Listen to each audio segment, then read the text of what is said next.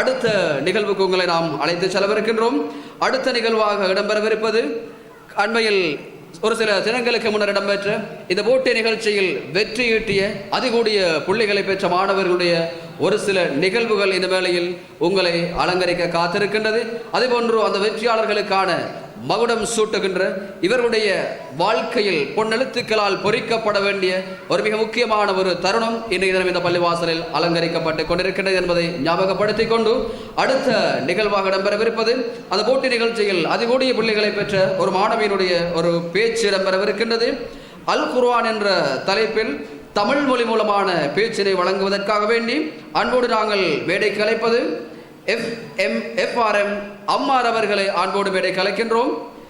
அல் குர்ஆன் என்ற தலைப்பில் தமிழ் மொழி மூலமான ஒரு பேச்சினை இந்த மேடையில் உங்கள் முன்னிலையில் நிகழ்த்துவதற்காக. அஸ்ஸலாமு அலைக்கும் வரஹ்மத்துல்லாஹி வபரகாத்துஹு. நான் உங்கள் முன்னிலையில் அல் குர்ஆன் பற்றி சில வார்த்தைகளை கூறிவிட்டு செல்ல முன் வந்துள்ளேன். முஹம்மது ஸல்லல்லாஹு அலைஹி வஸல்லம் அவர்களுக்கு அல்லாஹ்வால் வழங்கப்பட்ட இதே வேதம் அல் குர்ஆன். இதுவே எமது வழிகாட்டியாகும். அல் குர்ஆன் நமது வாழ்க்கைக்கு தேவையான அனைத்து விடயங்களையும் அறிய தந்துள்ளது. 30 ஜுஸ்கள்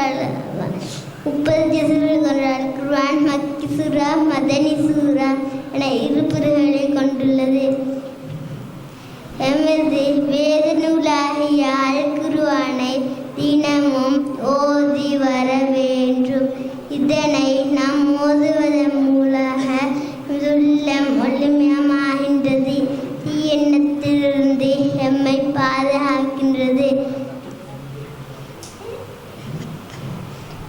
எனவே எமது இறைவேதமாகிய அல் குர்ஆனை ஓதி எமது வாழ்வை வளமாக்க வல்ல இறைவன் துணை புரிவானாக. ஆமீன். அல்லாஹ் அக்பர் சொல்லுங்க.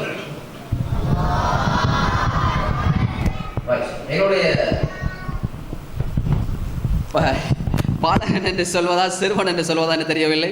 உண்மையில் தன்னுடைய வாழ்க்கையில் நான் நினைக்கிறேன் இதுதான் அவருடைய முதலாவது மேடையாக இருக்கும் என்று.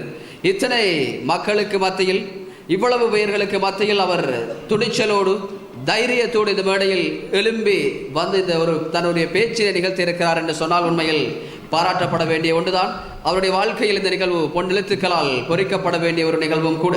அவரை போற்றுவித்த அந்த ஆசிரியர் பெருந்தகைகளுக்கும் அவருடைய பெற்றோர்களுக்கும் இந்த வேளையில் நாங்கள் நன்றி கூற கடமைப்பட்டிருக்கின்றோம்.